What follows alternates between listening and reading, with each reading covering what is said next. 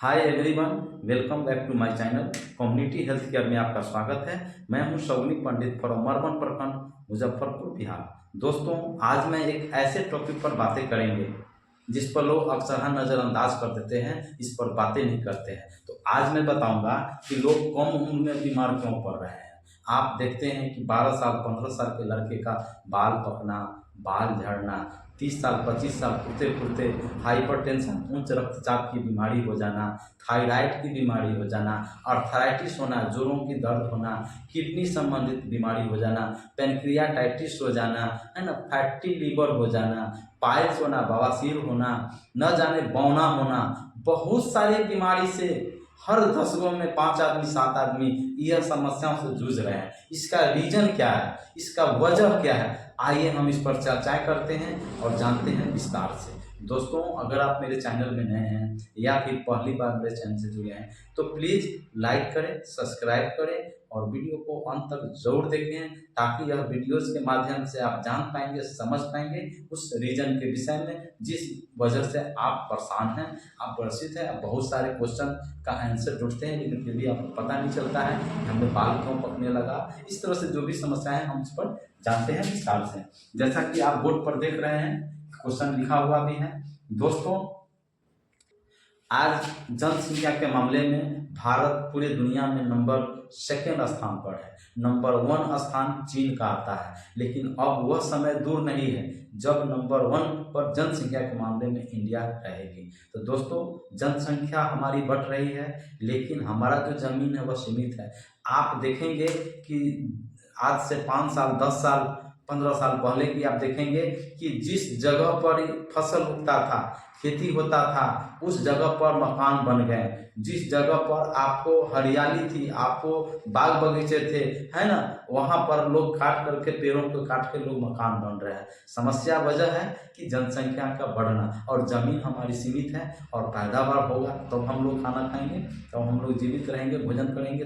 तो हम लोग जो भोजन के रूप में क्या खा रहे हैं, पॉइजन खा रहे हैं, यूरिया खा रहे हैं, खाद खा रहे हैं, ठीक है। तो बीमार पड़ना तो लाजमी है। आइए हम लोग बात करते हैं कि एक व्यक्ति एक दिन में और एक साल में कितना यूरिया खाता है और वो कैसे खाता है, इसको हम कैलकुलेट करते हैं इस स्क्रीन पर, इस आपको बोर्ड पर, और आपको समझाते हैं विस्तार से। दोस्तों, आप उदाहरण के तौर पर ले लें कि एक किसान अगर गेहूं का फसल बोता है ना, गेहूं का फसल बोता है, तो एक कट्ठा में एक बार में 4 किलो यूरिया डालता है। कोई 5 किलो डाल सकता है, कोई 3 किलो डाल सकता है, कोई 2 कोई डाल सकता है, 2 केजी डाल सकता है। तो एवरेज ले लें तो एक आदमी, एक किसान एक कट्ठा में 4 किलो, एक किसान एक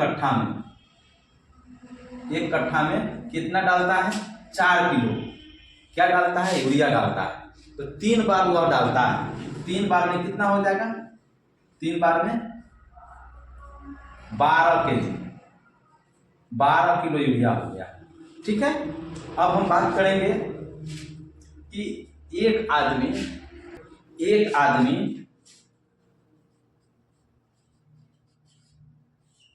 दिन भर मिला करके, सुबह दोपहर रात, अगर वह रोटी खाता है ना, तो कितना खाएगा, 3 टाइम खाएगा, तो आपको आधा किलो खाएगा, आटा का रोटी आधा किलो खाएगा, ठीक है। एक एडल्ट आदमी आधा किलो आटा, निश्चित रूप से आटा की रोटी खा जाएगा, यानी आधा किलो खाया एक आदमी आधा किलो खाया, तो 1 महीना में कितना खाएगा, एक दिन में वह आधा किलो खाया, तो 1 महीना में कितना होगा,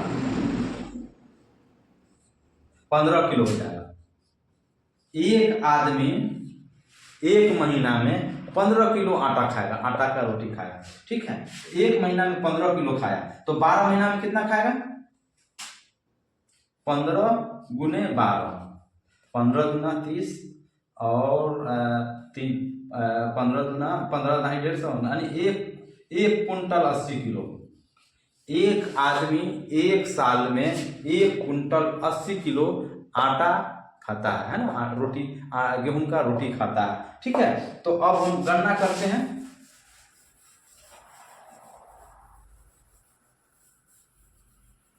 कि जो है, अब आपको हम बतलाए थे एक कट्ठा में कितना खाया था, कितना हुआ था, 12 किलो, है ना, ठीक है।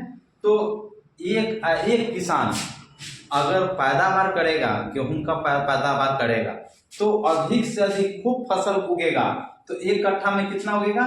एक कट्ठा में 50 किलो से लेकर के 60 किलो के आसपास में गेहूं वो उपजा पाएगा। एक कट्ठा में 50 से 60 किलो गेहूं उपजा पाएगा, ठीक है। तो मान लिया जाए एक कट्ठा में एवरेज निकाल के देखा जाए तो 50 किलो गेहूं हुआ, तो एक कट्ठा में 50 किलो हुआ, तो 3 कट्ठा में कितना होगा? 1 कुंटल 50 किलो, यानी 1.5 कुंटल का है। तो इसमें आपको एक कट्ठा में आपका एक कट्ठा में कितना हुआ? 12 किलो। तो आपको 3 कट्ठा में कितना हो गया? 3 कट्ठा में मोटा मोटी 12 36 किलो, यानी 50 किलो में 36 किलो, यानी 40 किलो एवरेज आप निकालेंगे तो आपका 40 किलो एक आदमी एक साल में यूरिया खाता है।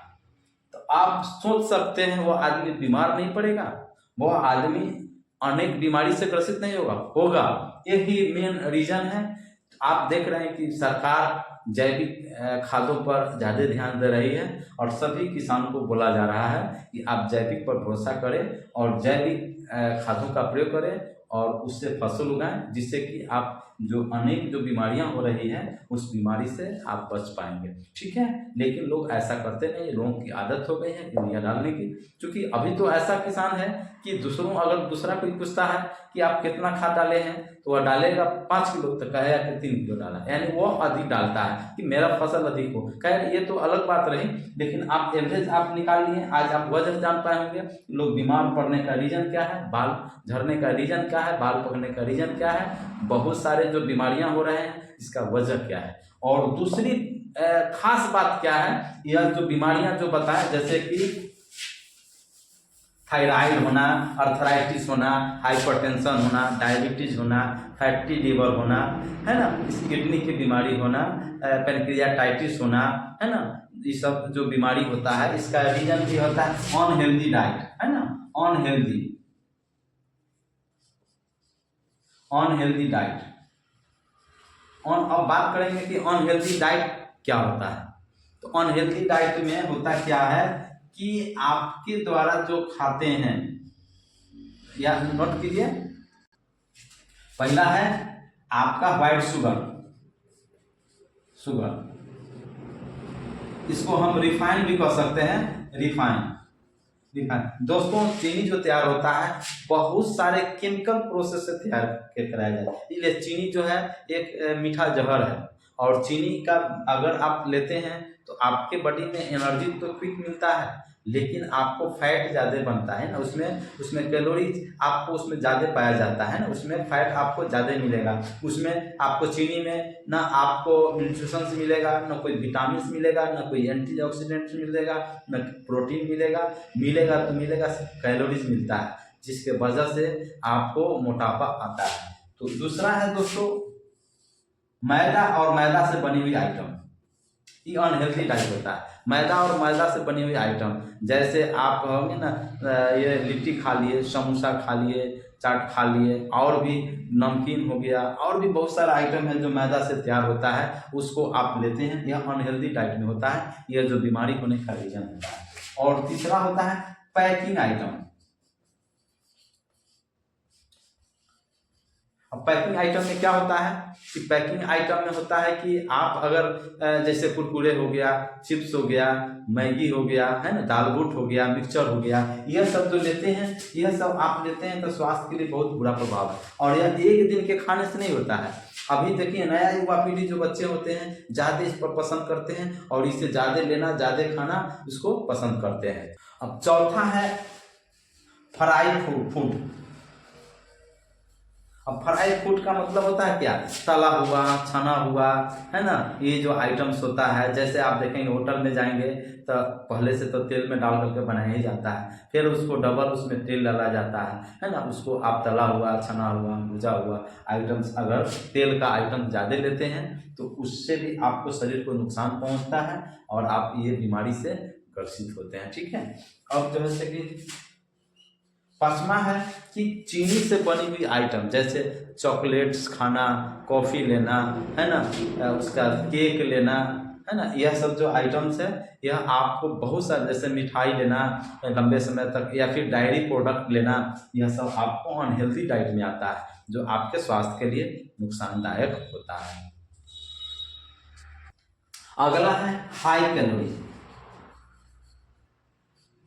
हाई कैलोरी, अब हाई कैलोरी में क्या होता है, जब आप जैसे कोल्ड ड्रिंक्स लेना, कोल्ड आइटम लेना, कोल्ड ड्रिंक्स लेना, पेप्सी लेना, थम्स अप लेना, कोको कोला लेना, और भी कई एक आइटम्स है जो आप लेते हैं, उसमें कैलोरीज की मात्रा ज़्यादा होता है, ना उसमें कोई न्यूट्रिशंस होता है, न कोई विटामिन होता है, न कोई एक्सीडेंट ऑक्सीडेंट्स होता है, न कोई आयरन होता है, सिर्फ और सिर्फ उसमें कैलोरीज की मात्रा अधिक होता है। जो आप लेते हैं तो आपको मोटापा आएगा, आप में और भी सिंड्रोम डिजीज होगा, बीमारियां होगी, डायबिटीज जैसे खतरनाक बीमारी होगी। तो यह सब अनहेल्दी डाइट में आता है। तो दोस्तों आज इस वीडियो में आपने समझा होगा कम उम्र में लोग बीमार क्यों पड़ते हैं, इसका रीजन क्या है, इस पर मैंने चर्चाएं किया है, बातें किया हैं। उम्मीद करता हूं कि यह वीडियोस काफ़ी आपके लिए महत्वपूर्ण रहा होगा। तो अगर आप मेरे चैनल में नए हैं या फिर पहली बार मेरे चैनल से जुड़े हैं तो प्लीज़ लाइक करें, अभी के अभी सब्सक्राइब करें और वीडियो को ज़्यादा से ज़्यादा शेयर करें। मिलते हैं अगले दिन सेम चैनल पर। आप सभी को अपना कीमती वक्त इस वीडियो में देने के लिए बहुत बहुत धन्यवाद। Thank you very much.